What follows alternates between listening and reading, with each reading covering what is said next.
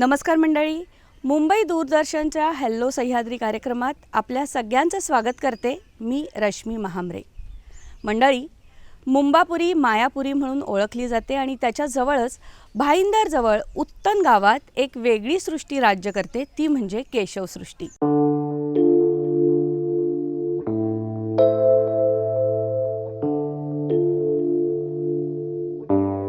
Doctor Keshav Baliram Hedgewar यांच्या नावाला समर्पित असं हे एक वेगळं विश्व आहे। निसर्गाच्या कुशीत लपलेली ही एक वेगळी संस्था आहे। अनेक उपक्रम इथे राबवले जातात, मग कृषी असेल, सामाजिक शिक्षण असेल किंवा वनौषधी असेल, नाहीतर गोशाळा असेल, या सगळ्यांना समर्पित असं कार्य इथे केलं जातं।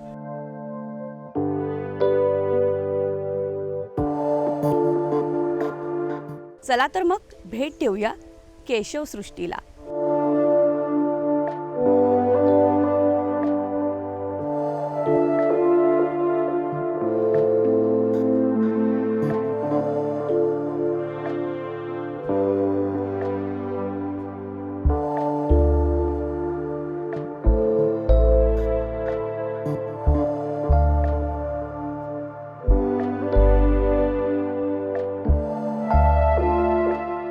शिक्षणाचं फार मोठं काम केशव सृष्टी करत असते। जवळजवळ काही एकराच्या जागेत शाळेचा विस्तार झालेला आहे।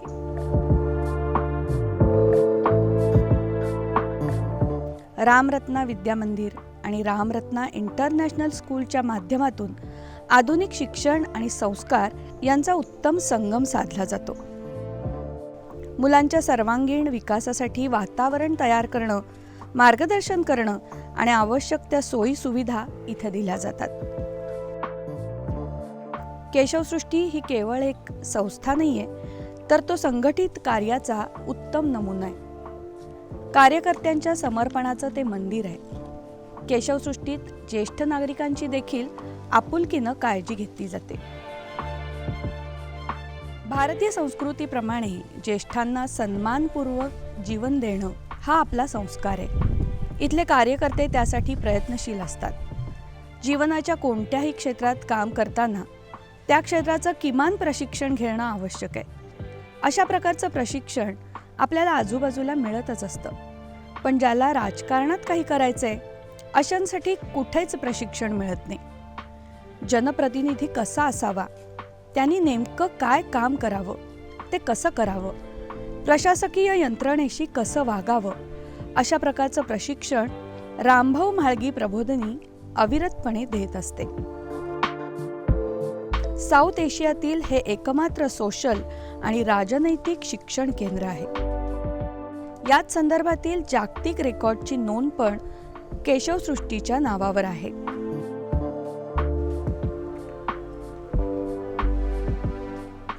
मंडळी, हे आहे केशव सृष्टीचं कार्यालय। माझ्या डाव्या बाजूला आहे अजिंक्य स्मृती आणि उजव्या बाजूला आहे MP थिएटर। जाणून घेऊया या दोन्ही ठिकाणांविषयी।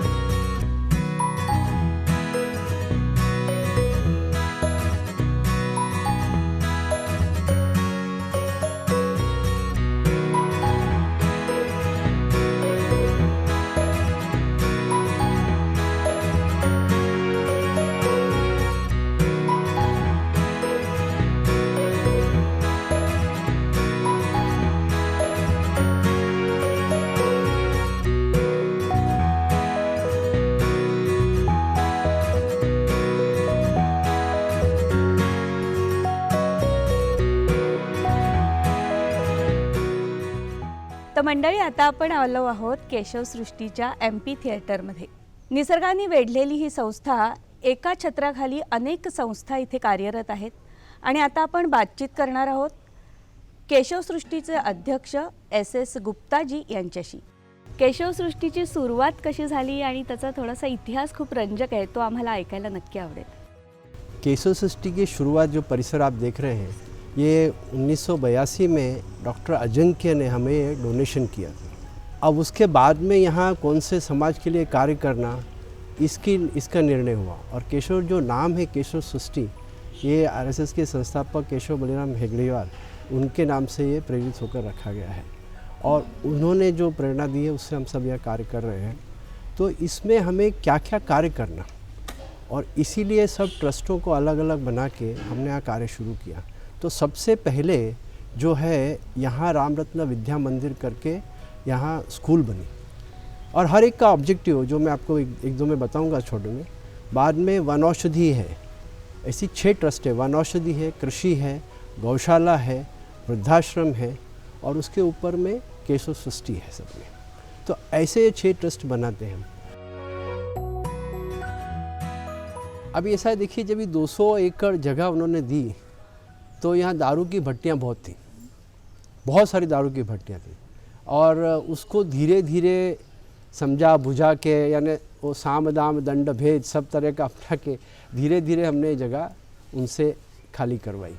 और आप जो आज परिसर में आप भी घूम के आए हैं, देखे धीरे धीरे डेवलपमेंट है। क्या होता है, सामाजिक संस्था जो रहती है ना, उसमें जो मेन ये रहता है कि चले निरंतर चिंतन मंथन, यानी समाज के लिए जो हमेशा चिंतन क्या चाहिए वो आपको बताऊंगा मैं, और चले निरंतर अथक प्रयास। अच्छा। उसके लिए अभी जैसे कोविड में हमने बहुत काम किया। अभी ये नया मार्च 20 से नया चीज़ आई है।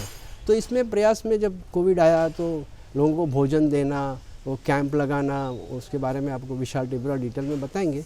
तो वो हम हमेशा सोचते हैं कि भाई कैसे समाज में अच्छे से अच्छा काम हो सके, उसकी रिक्वायरमेंट क्या है, और रिक्वायरमेंट के हिसाब से हम उसको काम करते हैं। दूसरा आपको बताता हूँ कि डेंस फॉरेस्ट, अभी सिटी में जंगलों के लिए जगह नहीं होती है, तो अभी गार्डन हम बना देते हैं। लेकिन गार्डन में जो झाड़ वाड़ लगाते हैं उससे इन्वायरमेंट को कितना फ़ायदा है। हम शोभा के लिए झाड़ लगाते हैं, वो अलग चीज़ है, वो दिखने में अच्छा दिखता है, लेकिन इन्वायरमेंट में कितना फ़ायदा है वो देखना बहुत ज़रूरी है। 2000 स्क्वायर फीट में करीब करीब हम लोग 600 से 700 झाड़ लगाते हैं। यहाँ भी आप केशव सृष्टि में देखेंगे तो एक है। अब उसका आप देखें ना, 6-7 महीने में, अभी एक भवंस कॉलेज के बच्चों ने स्टडी किया था उसमें, तो पाया कि जो है वहाँ का जो वातावरण है उसमें ऑक्सीजन लेवल वो करीब 3 से 4% ऊपर है। तो ये जो चेंजेस है, हम लोग केवल वो गार्डन तो सब बना लेते हैं, वहाँ भी जाके बहुत देखा होगा आपने, लेकिन इस तरह का जो विचार है कि जो समाज के लिए फ़ायदा होते जाए, वो विचार को लेते हुए हम लोग सब आगे बढ़ते हैं। इसमें हर इंसान यहाँ जो जुड़ता है वो कुछ देने के लिए जुड़ता है ना। हम लोग बोलते हैं देना बैंक है, लेना बैंक नहीं है। यहाँ से कोई लेना नहीं है, इसको अपना समय देना, पैसे देना, विचार देना, और अपने विचारों से कार्यकर्ता गढ़ना, और ऐसे कार्यकर्ता हम जोड़ते जाते हैं। क्योंकि ये अब देखिए 82 से आज हम करीब 40 साल हो गया। अनलेस ये कार्यकर्ता जुड़ेंगे नहीं और इसमें काम नए लोग, यंग लोग जुड़ेंगे नहीं, आप भी मिलेंगे, कई यंग है, तो इसमें आगे बढ़ नहीं पाएंगे हम। ये एक सामाजिक संस्था है, हम समाज के सभी वर्गों को जोड़ना चाहते हैं और एक आदर्श स्थापित करना चाहते हैं कि आप अपना समाज में कैसा इम्प्रूवमेंट कर सकते हैं। ये मेन उद्देश्य से हम चलते हैं। खेडी समृद्ध झाली तर देश अधिक समृद्ध होईल, आणि त्यासाठी पण तुमची संस्था काम करते। ग्राम विकासाचं एक आदर्श मॉडेल तुमच्याकडे आहे। ग्राम विकास जो हमने शुरू किया पालघर में करीब 75 जिले को लेकर, आप पर्सनली विज़िट करेंगे तो जो चेंजेस है वो देख पाएंगे। वहाँ ने यह शुरुआत जो है पानी की समस्या से शुरू होती है। अच्छा। तो पानी लाने के बाद में वो किसान खुद एक पिक नहीं 2 या 3 पिक लेने लग गए। अरे वाह। अब उसका परिणाम क्या हुआ देखो, कि जो वो किसान के लोग, वहाँ गांव के लोग जो थे 200-300 लोग, पीक ख़त्म होने के बाद में बॉम्बे में काम करने आते थे। अब बॉम्बे में काम करने के बाद में आपको मालूम है झोपड़ों में, किसी को बुराई नहीं कर रहा हूँ, लेकिन वो परिस्थितियाँ ऐसी रहती है क्योंकि जगह नहीं रहती है। अब वो फिर अपने शहरों पे भी सारे इस पे इफ़ेक्ट आता है, जो व्यवस्था है उस पर इफ़ेक्ट आता है। तो अब वो जाना बंद हो गया। वहाँ हमने बाम्बू लगाए तो एम्प्लॉयमेंट, महिलाओं को एम्प्लॉयमेंट मिला, बाम्बू का प्रोडक्ट बना के बेच रहे हैं। अब ये क्या है कि वहाँ के गांव वाले ही हमें बच्चे बताते हैं कि क्या हमारी समस्याएं हैं और उनसे क्या सोल्यूशन है। हमारा मेन मार्गदर्शन रहता है, और शहरी पर्सन को, शहर के जो कार्यकर्ता हैं उनको ग्राम से जोड़ना, ये हमारा मेन काम रहता है। बाकी जब तक युवा लीड नहीं लेगा गांव का, तब तक समस्याएं सॉल्व नहीं हो सकती। समस्याएं सॉल्व देखो, उसको खुद को ही आगे बढ़ना पड़ेगा। अब हम लीडरशिप युवा में ट्रेनिंग लीडरशिप दे रहे हैं, जिससे कि वो आगे चल के जनप्रतिनिधि बने, और भी जगह संस्थाओं में सामाजिक लीडरशिप है, धार्मिक लीडरशिप है, इसको वो लेवे आगे। तो ये सब चीज़ें जो सीखेंगे तो करेंगे। म्हणजे एक रस्ता दाखवण्याचं, मार्ग दाखवण्याचं कार्य केशवसृष्टी सगळ्याच क्षेत्रात करते एकदम बरोबर। आणि एकदम त्याचप्रमाणे आजच्या घडीला खूप महत्त्वाचा असा प्रॉब्लेम आहे तो म्हणजे पर्यावरणाचा। बरोबर। तर जंगल निर्मितीचं कार्य तुम्ही करता हे तुम्ही सांगितलंच, पण त्याबरोबर प्लास्टिकची समस्या खूप मोठी आहे, तर त्या बाबतीत केशवसृष्टी काय करते? अभी प्लास्टिक का बार बार सुनते हैं, प्लास्टिक इतना वेस्ट जनरेट होता है, ये होता है। अब आप जाके देखेंगे यहाँ तो प्लास्टिक हमने लगाया कि प्लास्टिक से जो वन टाइम यूज़ वाला प्लास्टिक हम फेंक देते हैं ना, उसका हमने पर यानी यूज़ करके उसको दूसरे प्रोडक्ट में कन्वर्ट किया है। अभी एक पेवर ब्लॉक डेवलप किया है। अरे वाह, पेवर ब्लॉक करके डेवलप, प्लास्टिक बेंच जो सामने दिख रही है, यहाँ दिखा सकते हैं, तो वो बेंच रखी है, वो प्लास्टिक के वेस्ट से बनी हुई है। गौशाला में देखिए गोबर का, अभी गाय इतने तबेले हैं बॉम्बे में, बराबर है, गोबर का डिस्पोजल हमेशा नाले में प्रॉब्लम रहता है कि अब बीएमसी बोलते हैं नाले की तकलीफ हो रही है। अब हम क्या करते हैं, गोबर निकलता है, उसके गोबर के कंडे बनाते हैं। अच्छा, हाँ, और वो कंडों को डॉक्टर सुशील जी आपको डिटेल में बताएंगे कि हम उस कंडे को बेचते हैं। तो होली के समय में लोग लेके जाते हैं, और फिर जो ये अपने शमशान भूमि में लकड़ी के साथ में कंडे यूज़ करो, तो भले लकड़ी आपको 200-300 किलो लगती है, तो इसमें 10-20 किलो आप ये कंडे यूज़ करो। तो दो चीज़ हुई, एक तो गोबर का हमें डिस्पोजल जो है वो मिल गया, और इनकम हुई, और आपको झाड़ काटने का भी कम काम हुआ। तो इस तरह का मैंने कहा निरंतर विचार ऐसा चलते रहता है कि क्या क्या हम करें जिससे कि ये प्लास्टिक वेस्ट, इप्मा जो all India plastic manufacture association है, वो हमारे साथ में जुड़ी हुई है, उनको भी ये समस्या रहती है। इनफैक्ट बहुत लोग ऐसे जुड़ते जाते हैं जब उनको मालूम पड़ता है की हम ये वेस्ट से रिसायकलिंग करने कर रहे हैं। खरंच सर, आणि खूप छान अशी तुमची संस्था आहे, आणि निसर्ग सगळ्यांना हवा असतो, सगळ्यांना निसर्गाकडे यायचं असतं, पण नेहमी हेच होतं की कुठे निसर्ग आहे किंवा कसा शोधायचा, कसा त्याला वाढवायचा, हे सुद्धा अनेकांना कळत नाही। आणि त्यामुळे शहरातल्या अनेक लोकांना ज्यांना की गोसेवा करायची किंवा शेतकरी कसं काम करतो हे बघायचं आहे, या सगळ्यांना सुद्धा तुम्ही इथे अनुभव देता, एकदम त्याविषयी काय सांगाल? वन डे पिकनिक करके हम रखते हैं, तो उसमें ये सब अनुभव, उनके हाथ से झाड़ लगाना, उनके हाथ से कोई जो रात को आके रहते हैं, गाय को धोना कैसे, तो वो भी सिखाते हैं कैसा गाय, एक नया एक्सपीरियंस रहता है सब में, जो एग्रीकल्चर कैसे करना, तो ये उनको वन डे केस में रहता है। अभी हमने बर्ड का ये सर्वे कराया था, जो केशवसृष्टि के बर्ड्स है, करीब 750 टाइप की बर्ड्स हैं यहाँ। अरे वाह, हाँ, वो उन्होंने सर्वे करके एक एक स्पॉट करके, वो बहुत अपने आप में डिफ़िकल्ट काम है, बट वो दिखाया था हमने सबको। तो निसर्ग जिसको भी बॉम्बे में आता है, हमारी स्कीम है पूरी आने की, आप आके पर डे आइए और एक दिन स्पेंड करिए, most welcome, you will enjoy, definitely you will enjoy. आप भी घूमिएगा, बहुत मज़ा आएगा आपको। शहर आणि गाव यांना एकत्रित जोडण्याचं हे जे काम केशवसृष्टी करते, त्याला आमच्या खूप सदिच्छा। थँक्यू। तर मंडळी, हे होते केशवसृष्टीचे अध्यक्ष SS गुप्ताजी।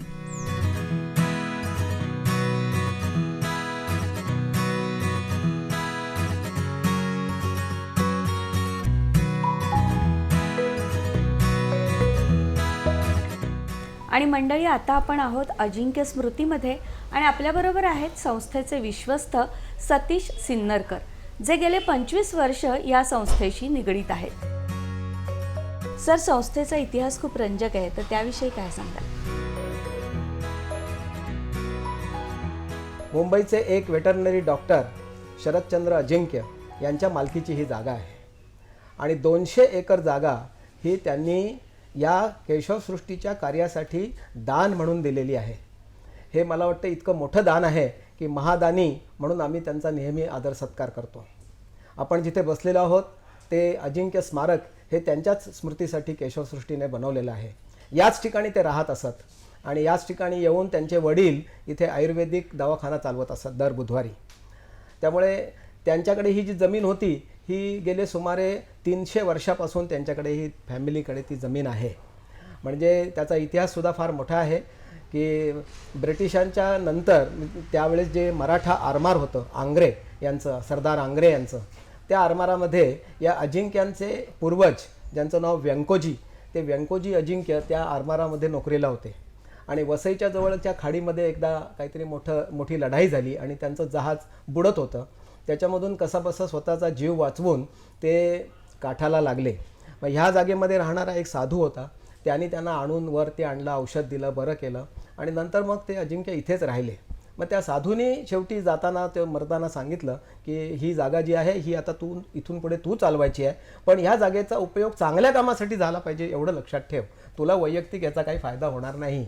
आणि 300 वर्षानंतर ही घटना खरी ठरली, जेव्हा शरदचंद्र अजिंक्यांनी म्हणजे त्यांच्या आजच्या पिढीतल्या त्यांच्या वारसाने ही जागा दान म्हणून एका संस्थेला दिली की ज्या ठिकाणी समाजाच्या उपयोगी अशी अनेक कार्य होऊ शकतील. असा मोठा इतिहास या जागेचा आहे. केशवसृष्टीची सुरुवात 1983 मध्ये जेव्हा या जागी मिळाली त्यावेळेस झाला, पण सुरुवातीला इथे काय होतं तर एक प्रचंड मोठं असं 10-10 फूट 12 फूट वाढलेलं गवत होतं. त्यामुळे सुरुवातीचे जवळजवळ 8 ते 10 वर्ष आम्हाला ही जागा नीट करून राहणेबल करणे, व्यवस्थित करणे ह्याच्यातच आमची सुरुवातीची 10-12 वर्ष गेली. आणि मग त्यावेळेस अनेक शाळा, कॉलेज, आमच्या कार्यकर्ते यांनी इथे येऊन श्रमदान करून हे सगळं नीट केलं.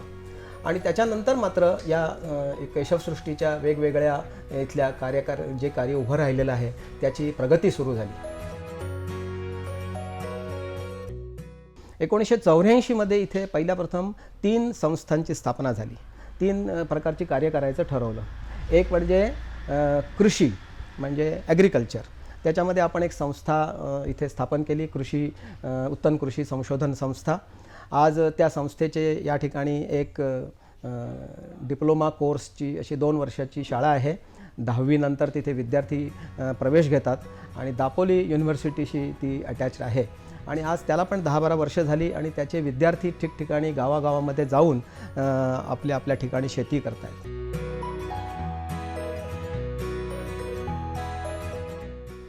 दुसरी संस्था केली ती वनौषधी. या ठिकाणी डॉक्टर अजिंक्यांचे जे वडील होते मल्हारराव अजिंक्य, ते स्वतः आयुर्वेदिक डॉक्टर होते. ते त्यावेळेस गिरगावात राहायचे आणि मग त्यांनी गिरगावातून इथे येऊन दर बुधवारी ते इथे एक OPD चालवायचे. त्यावेळेस त्यांनी अनेक प्रकारच्या वनौषधींची इथे लागवड केलेली आहे. त्यामुळे आज आम्हाला आणि नंतर आम्ही पण त्याच्यामध्ये खूप वाढ करून जवळजवळ 500 ते 600 प्रकारची वनौषधींची इथे लागवड केलेली आहे. आणि त्याचा उपयोग करून या ठिकाणी त्या वनौषधी संस्थेमध्ये ज्याचं संशोधन होतं त्याची संशोधन शाळा तयार केलेली आहे. त्याच्यानंतर तिथे काही आयुर्वेदिक उत्पादनं पण तयार केली जातात. तर हे दुसरं काम 1984 मध्ये त्याची स्थापना झाली. आणि तिसरं म्हणजे शिक्षण क्षेत्रामध्ये उत्तम विविधलक्षी शिक्षण संस्था, या संस्थेची स्थापना त्यावेळेस केली. आणि त्यावेळेस आपण चांगल्या प्रकारचं शिक्षणाची संस्था इथे उभी करावी अशी त्याच्यातून कल्पना होती. हे सर्व केल्यानंतर जवळजवळ 12 वर्षांनंतर केशवसृष्टी या संस्थेची स्थापना झाली की जी आज या संपूर्ण परिसराची ॲपेक्स बॉडी म्हणून काम करते. आता केशवसृष्टी असं नाव सुरुवातीपासून आहे. हे नाव काय आहे तर स्वातंत्र्यपूर्व काळामध्ये राष्ट्रीय पुनरुत्थानाची जी सगळी चळवळ चाललेली होती त्याच्यामध्ये जे एक अतिशय आदरणीय असे जे व्यक्तिमत्व डॉक्टर केशव बळीराम हेडगेवार यांच्या आदर्श जीवनाला समोर ठेवून त्यांची प्रेरणा मिळावी म्हणून या संपूर्ण जागेला केशवसृष्टी असं नाव दिलेलं आहे. आणि त्यामुळे इथे जे पूर्ण देशभरातून लोक इथे येतात ते त्यांना मानणारे, त्यांच्या मार्गदर्शन प्रमाणे चालणारे असे हजारो लाखो जे कार्यकर्ते पूर्ण देशभर आहेत ते इथे नेहमी येत असतात. आणि त्यांच्या प्रेरणेने हे काम चालू असल्यामुळे प्रत्येक कार्याचा जो एक अधिष्ठान आहे ते सामाजिक अधिष्ठान आहे. देणाऱ्याने देत जावे, घेणाऱ्याने घेत जावे आणि घेणाऱ्याने घेता घेता देणाऱ्याचे हात घ्यावे. डॉक्टर अजिंक्य यांनी ही जागा संस्थेला दिली आणि संस्था आता अनेक हातांनी अनेकांना मदत करते.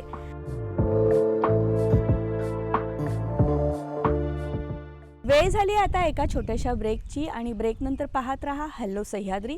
पुन्हा आपण आढावा घेणार आहोत केशवसृष्टीचा.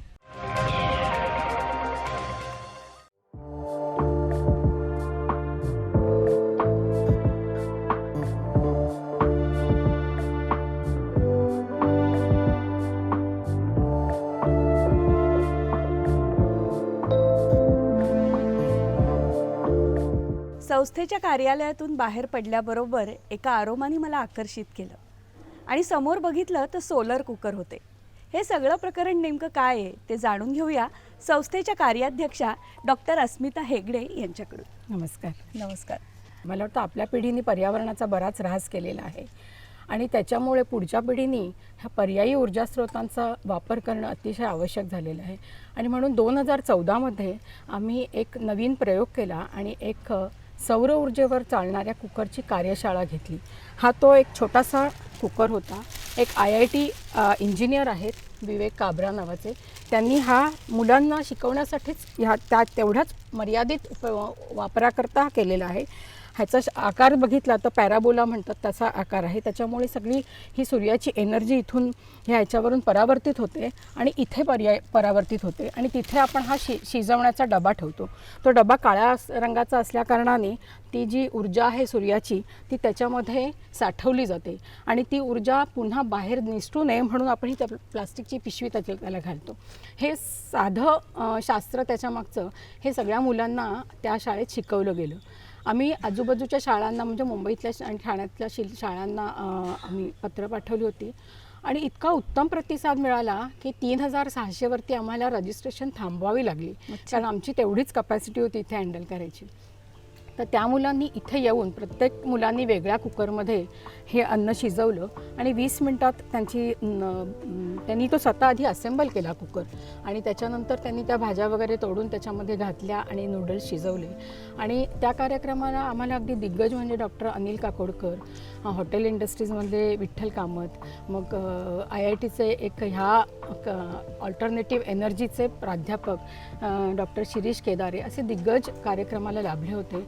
आणि त्या कार्यक्रमाचं आमची गिनीज रेकॉर्डमध्ये नोंद झाली. म्हणजे 3639 जणांनी तिथे प्रत्यक्ष अन्न शिजवलं म्हणजे बनवून शिजवलं आणि ते खाल्लं. हे सगळ्या तिघांनीही सर्टिफाय केलं आणि त्याच्यामध्ये मग आम्हाला Guinness book of world record, India book, Asia book आणि लिम्का बुक असे 4 रेकॉर्ड्स मिळाले. मग 2014च्या आमच्या ह्या यशानंतर आम्हाला अजूनही स्फूर्ती आली आणि मग त्याच्यानंतरच्या वर्षी आम्ही मुंबईतल्या ठिकठिकाणच्या शाळांमध्ये आम्ही स्वतः गेलो आणि तिथे अशाच कार्यशाळा घेतल्या. तसंच आम्ही जव्हार, मोखाडा, शहापूर अशा दुर्गम भागातल्या अगदी आदिवासी पाड्यांवरती जाऊनसुद्धा तिथे खरी गरज आहे सोलार एनर्जी वापरायची. तर तिथे त्या मुलांसाठी सुद्धा अशा कार्यशाळा घेतल्या. अगदी मुंबई बाहेर म्हणजे महाराष्ट्राबाहेर जाऊन गोवा, भोपाळ, भारताबाहेर दुबईपर्यंत आम्ही पोचलो आणि अशा कार्यशाळा घेतल्या. आणि आत्तापर्यंत आम्ही 1,20,000 मुलांपर्यंत हे ज्ञान पोचवलं. अरे वा. हा झाला साधा सोलर कुकर आणि हा त्याचाच एक भाऊबंद म्हणायला हरकत नाही साध्या ह्याच्यातला. आणि मग त्याच विवेक काब्रांनी हे इथे आपण जे बघतोय ह्याचं नाव आहे सनविंग्स. हे आपल्या रोजच्या घरगुती वापरासाठी बनवलेले आहेत. आपण आता इथे बघू. हे आम्ही केक त्याच्यामध्ये बनवायला ठेवले होते. तर ते आता केक अर्ध्या पाऊण तासात शिजून तयार आहेत. हे तुम्ही खाऊ शकता. खूप छान असा अरोमा येतोय आणि त्याचाच वास एकदम छान येत होता.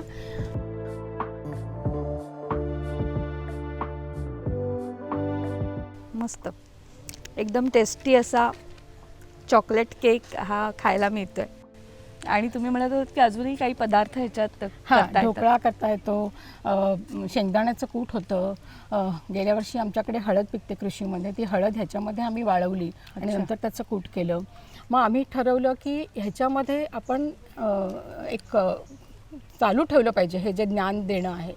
म्हणून एक प्रोफेसर राजेंद्र सिंग ऊर्जा अभियान ह्या नावाखाली आम्ही हे अभियान चालू केलं. त्याच्यामध्ये आम्ही मुलांना इथे बोलवतो आणि अक्षय ऊर्जा कॅम्प असा भरवतो.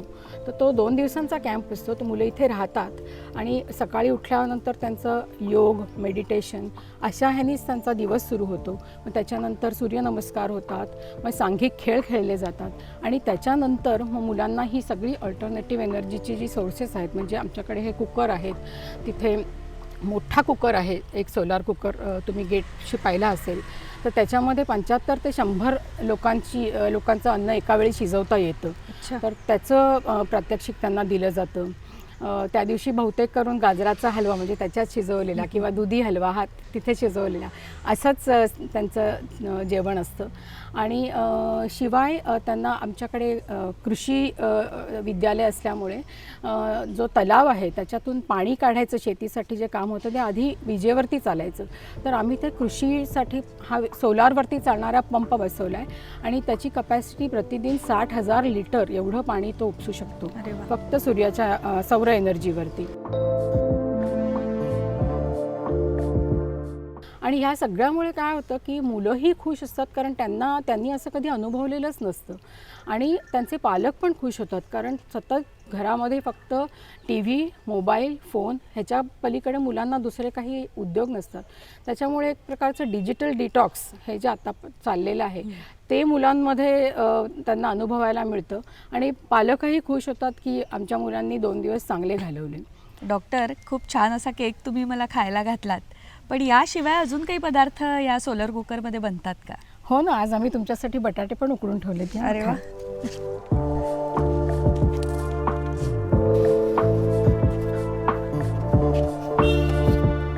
किती छान बटाटे उकडलेत बघा.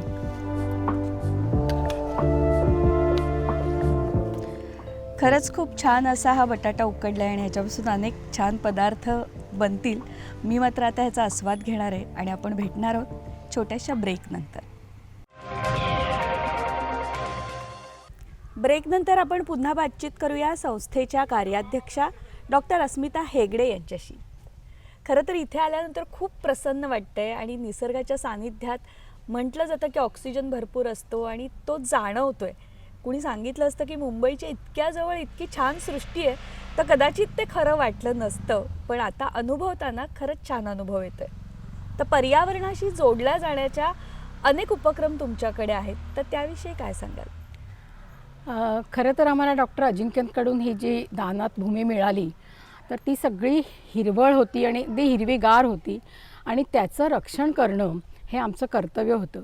त्याच्यामुळे आम्ही ह्या ज्या संस्था सगळ्या वाढवल्या इथे त्या वाढवताना ह्याची एवढी दक्षता घेतली की आम्ही पर्यावरणाचा ह्रास तर करणार नाही आणि त्याच्यासाठी आम्ही विविध वृक्षारोपण कार्यक्रम पण इथे राबवले.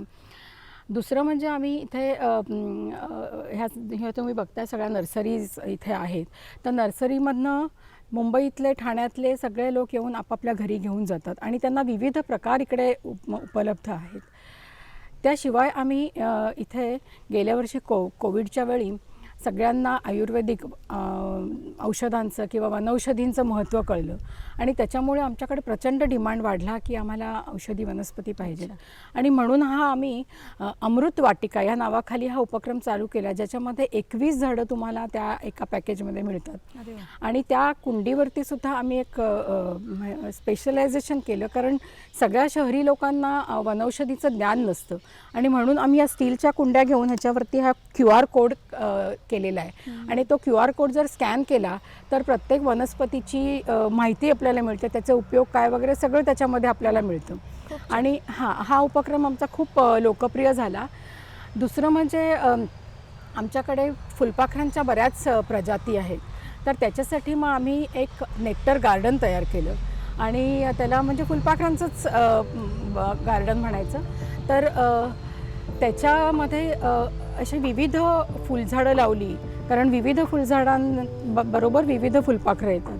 तर मग त्याच्यामध्ये फुलपाखरांच्या बऱ्याच प्रजाती तिथे बघायला मिळतात. तिथे सेल्फी स्पॉट्स पण काढलेले आहेत म्हणून लहान मुलं आणि तरुणाई पण तिथे जाते आणि एकूण करता करता त्यांचंही ज्ञान वाढतं आणि आपण जर एरवी फुलपाखरांना दुर्लक्षित करतो तर त्याच्याबद्दल काहीतरी आकर्षण निर्माण होतं. लोकांनी इथे पक्षी बघण्यासाठी म्हणून सुद्धा यायला हरकत नाही. आमचा एक वरती विवेकानंद पॉईंट म्हणून आहे, तिथून पूर्ण मुंबई पण दिसते आणि तिथून पक्षी पण छान दिसतात. तर तेही आमचा एक उपक्रम आहे. पर्यावरणाशी आपण तर जोडले जातोच, पण मनुष्याशी जोडणं हेही तितकंच महत्त्वाचं आहे. तर परिसर विकास सारखा एक उपक्रम तुमच्याकडे राबवला जातो, तर तो नेमका उपक्रम काय आहे? बरोबर. आपण जेव्हा आपली प्रगती करतो तेव्हा आपल्या आजूबाजूचा समाज मागासलेला असून चालत नाही. त्यांच्यासाठी काहीतरी करावं म्हणजे त्यांच्या मुलांना शिकण्यासाठी शाळा हवी तर त्यांना मेडिकल व्यवस्था काहीतरी तर असं म्हणून आम्ही त्यांच्यामध्ये जायला सुरुवात केली. म्हणजे अगदीच आमच्या केशवसृष्टीला टेकून एक झांजरवाडा नावाचा पाडा आहे. तर तिथे जायला एक व्यवस्थित रस्तासुद्धा नव्हता. तर तो केशवसृष्टीमुळे तो रस्ता तिथे तयार झाला आणि रस्ता तयार झाल्यामुळे मग तिथे वीज आणि पाणीसुद्धा आलं, कारण तेही नव्हतं. त्याच्यामुळे आता झांजरवाड्याचे लोकांना रस्ता मिळाला, पाणी मिळालं, वीज मिळालं. तसंच आम्ही आजूबाजूच्या 20 गावांमध्ये काम चालू आहे आणि त्याच्यातल्या 4 ठिकाणी आमच्या अभ्यासिका चालतात. तिथे जवळजवळ 130 ते 135 मुलं रोज शिकायला येतात आणि ते त्यांचा संध्याकाळचा अभ्यास करतात. नक्कीच. आणि तुमचं कार्य अजून भरभरून मोठं हो अशी सदिच्छा देते. आणि आता आपण नक्कीच पुढे अजूनही जे काही नवीन उपक्रम, वेगळे उपक्रम आहेत तेही बघायला जाऊया.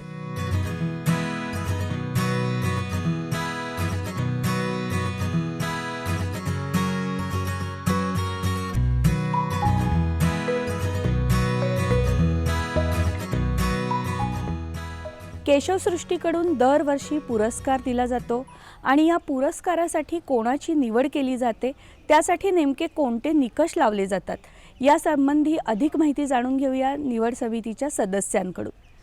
या निवड समितीचं खास वैशिष्ट्य म्हणजे या समितीत सगळ्या महिलाच आहेत आणि 5 सदस्यांपासून सुरू झालेल्या या निवड समितीची आता 11 सदस्य इतकी मोठी संख्या झालेली आहे.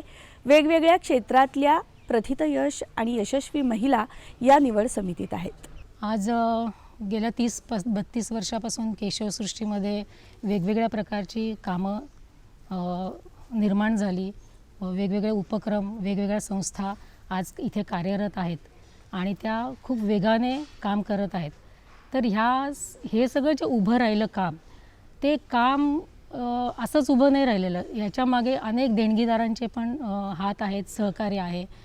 तर ह्या देणगीदारांकरता वर्षातून एकदा एकत्रीकरण व्हावं आणि त्यांना काहीतरी करमणुकीचा कार्यक्रम या निमित्ताने दाखवावा. केशवसृष्टीचं जी दरवर्षीची प्रगती आहे ती त्यांच्यासमोर यावी, अशा त्या एकत्रीकरणाचा हेतू होता. सगळे जे देणगीदार आहेत त्यांच्याकरता कार्यक्रम एक आयोजित केला गेला. 2009मध्ये सर्वप्रथम मनोज जोशी यांचं चाणक्य नावाचं जे एकपात्री नाटक आहे ते या देणगीदारांकरता आयोजित केलं गेलं आणि तो कार्यक्रम इतका सुंदर झाला आणि खूप आवडला तो. आणि मग असं ठरलं की दरवर्षी असा कार्यक्रम आपण देणगीदारांकरता खास घ्यायचा. आणि नंतर दुसऱ्या वर्षी जेव्हा हा विषय सुरू झाला की ह्या वर्षी आता कुठला कार्यक्रम, तर तेव्हा एक आपण केशवसृष्टीच्या नावाने पुरस्कार पण द्यावा ह्याच कार्यक्रमामध्ये, की त्यामुळे तो अधिक छान रंगेल कार्यक्रम आणि अधिक देखणा कार्यक्रम होईल. आणि तिथून मग ते पुरस्काराच्या कल्पनेचा जन्म झाला. तरुण मुलांनाच हा पुरस्कार द्यायचा असं ठरलं.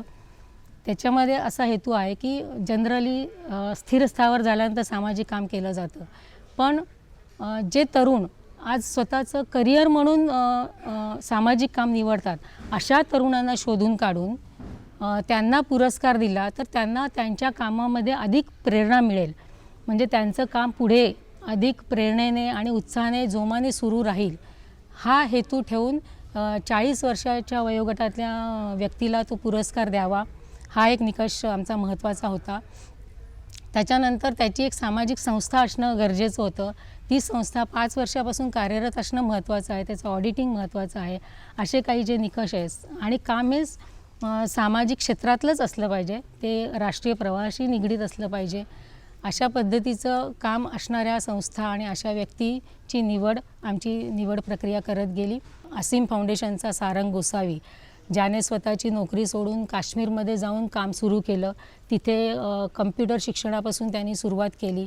कम्प्युटरचं शिक्षण तिथल्या तरुणांना द्यायचं, त्याच्यातून त्यांना आपल्या राष्ट्रीय प्रवाहात आणायचं, हे काम त्यांनी संवादातून साधलं. त्याच्यानंतर तिथे बेरोजगार आहेत, तर त्यांच्याकरता बेकरी प्रोडक्ट्सचं एक फॅक्टरी उभी करून त्यांनी तिथे काम सुरू केलं.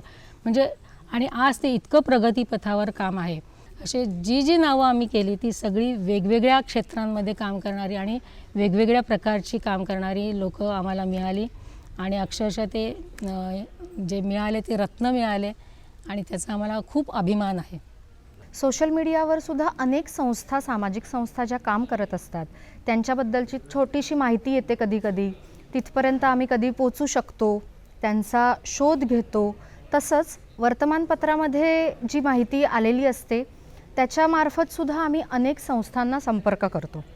तर हा संपर्क जेव्हा आम्ही करतो तेव्हा आमची जी टीम आहे ती निवड समिती जी आहे ती रश्मिताईंनी सांगितल्याप्रमाणे सगळ्या महिला आहेत त्याच्यामध्ये, ज्याच्यामध्ये डॉक्टर अलका मांडके आहेत, त्यानंतर डॉक्टर शुभा राऊळ, डॉक्टर कविता रेगे पार्ला कॉलेजच्या ज्या प्राचार्या होत्या त्या आहेत, हेमाताई भाटवडेकर आहेत. ज्यांना जसं शक्य होईल आपापल्या कामांचा अंदाज घेऊन तसं आम्ही ह्या संस्थांना भेटी देत असतो. तर भेटी देताना म्हणजे एखादा एरिया आम्ही ठरवतो की ह्या वेळेला कुठच्या संस्था आपण शॉर्टलिस्ट केलेल्या आहेत. मध्ये मध्ये आम्ही मीटिंग्सही घेत असतो. अशा प्रकारे रिसेंटली जे आम्ही ह्या वर्षीचा पुरस्कार दिला होता मीनाक्षी निकम, श्रीमती मीनाक्षी निकम, ज्या 40 गावच्या आहेत, त्यांनी तिथे उपेक्षित विधवा निराधार महिलांना एक एम्प्लॉयमेंटच्या दृष्टीने की त्यांनी स्वतःच्या पायावर उभं राहून कसं काय काम करता येईल ह्याच्यासाठी प्रोत्साहन देऊन त्यांनी खूप जास्त प्रमाणात मोठं काम त्या तिथे करतायत. आणि या महिला कशा आहेत तर निराधार उपेक्षित हे तर झालंच, पण दिव्यांग आहेत व्यक्ती. अशा महिलांनी म्हणजे त्या स्वतः ज्या मीनाक्षीताई आहेत त्या स्वतः दिव्यांग आहेत आणि त्या अशा व्यक्तींसाठी महिलांसाठी काम करतायत.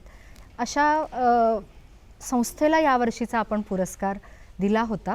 पुरस्काराचं स्वरूप हे असं असतं की एक मानपत्र, त्यानंतर मानचिन्ह आणि 1 लाखाचा धनादेश असं पुरस्काराचं आपल्या स्वरूप असतं. वेळ झाली आता एका छोट्याशा ब्रेकची आणि ब्रेकनंतर पाहत रहा हॅलो सह्याद्री. पुन्हा आपण आढावा घेणार आहोत केशवसृष्टीचा. केशवसृष्टी वेगवेगळ्या संस्थांच्या माध्यमातून अनेक उपक्रम राबवत असते आणि अचानक कोविडची महामारी आली. कोविड काळात वेगळा विचार करणं आवश्यक होतं आणि केशवसृष्टीने देखील अशा प्रकारे वेगळं काम केलं. हे नेमकं काम काय केलं हे जाणून घेऊया केशवसृष्टीचे विश्वस्त विकास बंका यांच्याकडून. नमस्कार. नमस्कार. केशवसृष्टीने कोविड काळात खूप मोठं आणि उल्लेखनीय असं काम केलं आहे, तर ते नेमकं काम कसं केलं आणि त्याची सुरुवात कशी झाली? 22 मार्च 2020ला जेव्हा जनता कर्फ्यू डिक्लेअर झाला आणि त्याच्यानंतर कळलं की ही आपदा आहे. PPE किट पहिलं तर काय प्रकारे हे माहीत नव्हतं. तिथपासून सुरुवात करून कुठे मिळेल आणि त्याचे काय क्वालिटी स्टँडर्ड्स असतील हे सगळं विचार करून त्याच्यानंतर आम्ही इमिजिएटली PPE किटची व्यवस्था केली. दुसरी लाट आली मार्च एंडपर्यंत कळायला सुरुवात झाली की ह्याच्यामध्ये हॉस्पिटलायझेशन आणि ऑक्सिजनची भरपूर प्रमाणात गरज आहे. एक अंधेरीत 30 बेडचा air condition covid care centre आणि एक जोगेश्वरी ईस्टमध्ये 20 बेडचं कोविड केअर सेंटर तब्बल 10 दिवसात आम्ही उभा केला. त्याच्यामध्ये BMC बरोबर आम्ही तो कोविड केअर सेंटर उभा केला. हा फुल्ली एअर कंडिशन्ड होता, निशुल्क होता. जेवणा खाण्याची सोय सगळी सकाळी 7 वाजेपासून रात्री 9पर्यंत औषधांची, डॉक्टरांची सगळ्यांची सोय होती तिकडे. आणि हे जुलै एंडपर्यंत जेव्हापर्यंत गरज होती तेव्हापर्यंत आपण हे कोविड केअर सेंटर चालवले. आणि मे 21ला जेव्हा 18 वर्षांच्या वयोगटावरच्या लोकांवरती वॅक्सिनेशनचं परमिशन सुरू झाली, पण वॅक्सिनेशन त्यावेळेला फ्री वॅक्सिनेशन तेवढे अवेलेबल नव्हते.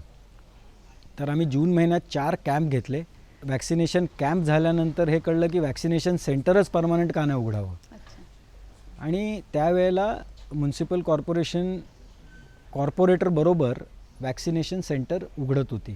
तर विलेपार्ले ईस्टचे कॉर्पोरेटर आहेत अभिजित सामंत, त्यांच्याकडनं हा प्रपोजल आला होता. परत पार्ल्यात एक संस्था आहे CKP हॉल, त्यांनी जागा, इलेक्ट्रिसिटी, पाणी सगळं मोफत द्यायचं हे सांगितलं.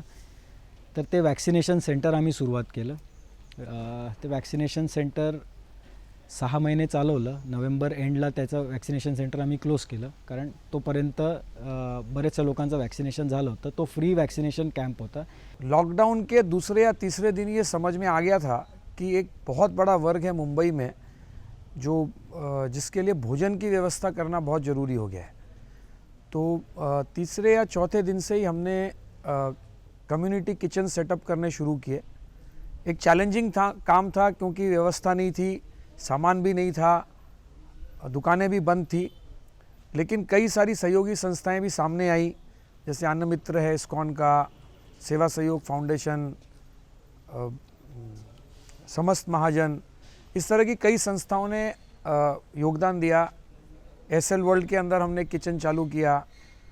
गोरेगांव, मलाड, जो मुंबई के ऑल 24 वार्ड्स हैं, करीब करीब हर म्यूनसिपल वार्ड में हमने किचन 5 से 10 दिनों के अंदर चालू कर लिया।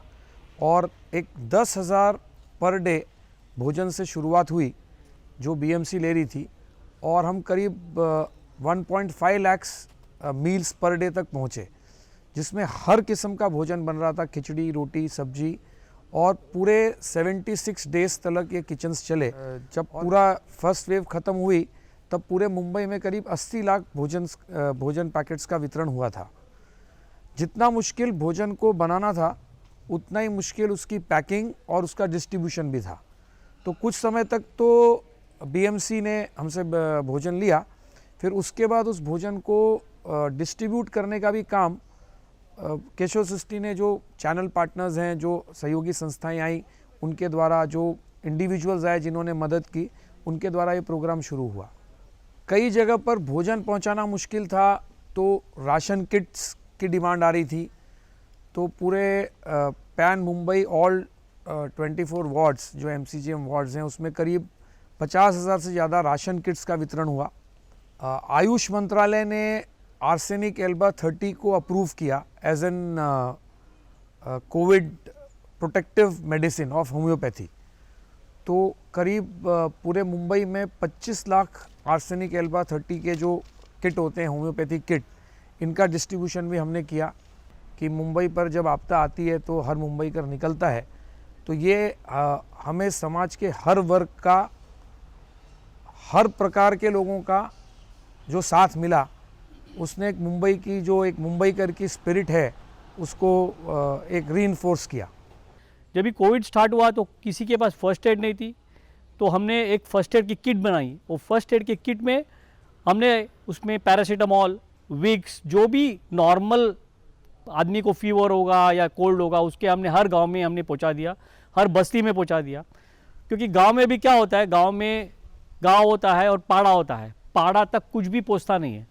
तो हमने ऐसा देखा लिया है कि हम ज़्यादा पाड़ा में काम करेंगे, जिसके पास कोई जाता नहीं उसके बाद हम जाएंगे, तो हम पाड़ा में पहुंचते थे।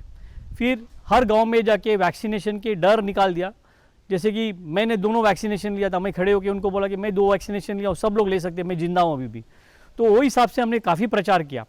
और इसके अलावा टेस्टिंग के लिए हमने एक टीम बनाई, और टीम में हमने थर्मोमीटर्स, फिर ऑक्सीमीटर लेके हर रोज़ हर गांव में, एक गांव में हमने टेस्टिंग कराया। फिर उसके बाद काढ़ा की ज़रूरत पड़ी, आयुष काढ़ा और आयुर्कोर, ये 2 हमने, आयुष काढ़ा जो है इवन हमारे आर्मी ने उसको सर्टिफाई किया है। आर्मी को हमने 50,000 यहाँ से भेजे थे, तो आयुष काढ़ा, आयुर्कोर हमने सब गांव में बांट दिए। तो उससे काफ़ी इम्पैक्ट हो गया और गवर्नमेंट को मदद लगी वैक्सीनेशन की। तो हर गांव में, हर रास्ते में हमने बैनर्स लगाए। हमारे जो भी स्वयं सेवक थे, हर गांव में जाके, हर घर में जाके बोलते थे, भाई वैक्सीनेशन लो, इससे आपका कुछ भी नहीं होगा। और जब भी कोविड सेकेंड वेव आया, वहाँ पर भी हमने देखा कि वहाँ पर भी थोड़े थोड़े डेथ्स होने लगे। तो हॉस्पिटल्स तो थे, मगर हॉस्पिटल में व्यवस्था नहीं थी। तो जो हॉस्पिटल में शेड बनाना था, केशव सृष्टि ने स्पॉन्सर करके शेड्स बनाए, डॉक्टर्स को जो भी मेडिसिन था वो बनाए। फिर जब भी मौत ज़्यादा होने लगे तो वहाँ के लोकल एडमिनिस्ट्रेशन ने बताया, भाई हमारे पास डेड बॉडी लेने के लिए हर्स नहीं है। तो हमने हमारे जो भी ओमनी वैन है, ओमनी वैन को हर्स करके कन्वर्ट करके हर्स करके चलाया। और बाद में देखा कि सिमेट्री में शेड नहीं है, तो इतने डेड बॉडी आते थे कि सिमेट्री में शेड नहीं थी, तो पूरे शेड की व्यवस्था की। तो इसी प्रकार पालघर जिला में और आजू बाजू के गांव में हमने पूरा उनको जो भी चाहिए था वो प्रबंध किया। कोविड रिलीफ के बाद में एक नया आयाम हमने शुरू किया, अक्षय सहयोग। परिवार में जो कोई गुजर गया है, ऐसे लोगों को हमने आह्वान किया कि आप हमारे पास में आइए, हम कोशिश करके आपको आर्थिक मदद देंगे। तो ऐसे 2 बार हमने कैंप लिए और मुंबई और वाड़ा के अंदर करीब 350 परिवार को हमने सिलेक्ट किया। एक प्रॉपर चैनल के थ्रू एक प्रॉपर एक चेकलिस्ट बनाई गई कि भाई कैसा हमको देना है, क्या हेल्प करना है, किसका घर में सक्षम है, पढ़ाई के लिए पैसे नहीं है, किसके लिए अनाज के लिए पैसे नहीं है। तो ऐसे लोगों के लिए हमने एक ये फंड क्रिएट किया और इनको हमने सपोर्ट करना शुरू किया। बाद में ख्याल में आया कि पैसा देना एक यहाँ पर बात ख़त्म होती नहीं है। बहुत से लोगों ने लोन लेके रखे हैं, किसी के हाउसिंग लोन है, किनको उनकी पत्नी को पता नहीं है कि हाउसिंग लोन पे इंश्योरेंस कपल्ड है कि नहीं कपल्ड है। किसी ने क्रेडिट कार्ड पे पेमेंट लिया हुआ है, क्रेडिट कार्ड पे लोन लिया है। कोई अपने फर्म में प्रोप्राइटर है और उसने बैंक से सीसी लिमिट ली है, वो फंड ब्लॉक हो गए हैं। अब पत्नी को कुछ भी आइडिया नहीं है कि इसके बाहर कैसे निकले। और ये भी एक सत्य है कि जैसे कोई घर में गुजर जाता है तो परिवार के लोग भी प्रॉपर्टी के लिए आ जाते हैं। तो 2-4 महीने के बाद ऐसे बोलते हैं ना कि जैसे वल्चर्स आ जाते हैं, वैसे परिवार में लोग वहाँ पर लैंड हो गए। अब वो पत्नी को पता नहीं कि मैं कैसे मैनेज करूँ। घर में नॉमिनेशन नहीं है, वडिलोपार्जित घर है, तो उसमें मेरा भी हक है कि नहीं है। तो इसलिए हमने सोचा कि एक प्रॉपर एक लीगल टीम बनाई जाए। एक और ख्याल में आया कि क्यों ना ये 350 परिवार के अंदर एक पालक भेजा जाए, जो इस पालक से वो एक ब्रिज का काम करेगा। केशव सृष्टि और वो पीड़ित परिवार के बीच में वो ब्रिज का काम करेगा। ऐसे 350 लोगों को हमने तैयार किया। उनको ये कहा गया आप उनके परिवार में जाइए, उनको पूरा हमने बैकग्राउंड दे दिया, ये परिवार में ये जिनकी गमी हुई है, ये प्रॉब्लम है, इनको हम ये मदद कर रहे हैं। आपको वहाँ जाना है, देख के आना है क्या हो रहा है वहाँ पर। अगर कुछ हेल्प चाहिए, कोई प्रॉपर्टी डिस्प्यूट है, कोई क्रेडिट कार्ड डिस्प्यूट है, कोई बैंक को लेकर डिस्प्यूट है, तो अपन कोशिश करके उसको रिजॉल्व करेंगे। बच्चों की फ़ीस नहीं भरी गई थी, तो स्कूल से लेटर लेके हमने वो कितनी फ़ीस है और वो देने का हमने व्यवस्था करी। हर महीने आज भी उनके अकाउंट में जा रहा है और जो एक समय नक्की किया गया वो तब पैसा जाएगा। उसके बाद में हमने एक और विचार किया है कि ये सब जान जवान लोग थे, इनके बच्चे 8वीं 9वीं 10वीं में है। एक और फंड क्रिएट करेंगे जब वो 11वीं 12वीं में जाएंगे, 12वीं के बाद में जब वो इंजीनियरिंग के लिए जाएंगे, मेडिकल के लिए जाएंगे, तब भी हम उनको आर्थिक मदद हम वहाँ पर उनको देंगे। तो इस तरह का हमारा ये अक्षय सहयोग योजना है। वेळ झाली आहे एका छोट्याशा ब्रेकची, पण या ब्रेकनंतर आपण जाणून घेणार आहोत केशवसृष्टीची महापूजा आणि महोत्सवासंबंधी। केशवसृष्टीमध्ये दरवर्षी सत्यनारायणची महापूजा आणि महोत्सवाचं आयोजन केलं जातं। दरवर्षी हा कार्यक्रम जानेवारी महिन्यात आयोजित केला जातो आणि यासाठी हजारो संख्येने हितचिंतक आवर्जून इथे येत असतात। ही प्रथा गेली 35 वर्ष अविरतपणे सुरू आहे। केशवसृष्टी महापूजा म्हणजे एक गेली कित्येक वर्षे परंपरागत रीतीने दरवर्षी हा एक कार्यक्रम असतो। जानेवारी महिन्याच्या पहिल्या किंवा दुसऱ्या रविवारी ही पूजा आयोजित केली जाते आहे। आपल्याला माहीत आहे की कित्येक वर्ष केशवसृष्टीला 25 वर्ष झाले आहे आणि अनेक कार्यकर्त्यांनी स्वयंसेवकांनी मागे या केशवसृष्टीच्या वाढीमध्ये आपला सहयोग दिलेला आहे आणि अद्यावत पण काही ट्रस्टी आहे, जुने पण आहे, नवीन पण आहे। तर सर्व लोकांना या पूजेमध्ये निमंत्रण असतो आणि सर्व लोकांचा एक स्नेहसंमेलन म्हणून ही पूजा दरवर्षी आयोजित केली जाते आहे।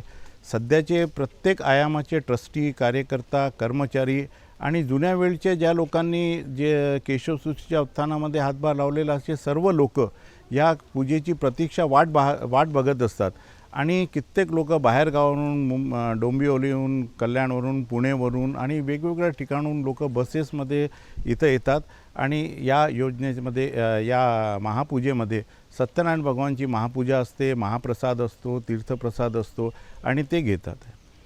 या पूजेचा एक उद्दिष्ट आहे एक सर्वांना एकत्रित करणे, आपुलकीची भावना निर्माण करणे आणि आजच्या तारखेमध्ये केशवसृष्टीमध्ये काय काय प्रकल्प सुरू आहे, जेवढे केशवसृष्टीचे आयाम आहे, विविध प्रकल्प आहे, त्यामध्ये काय काय नवीन संशोधन झाले आहे, या प्रत्येकाची इथं प्रदर्शनी होते।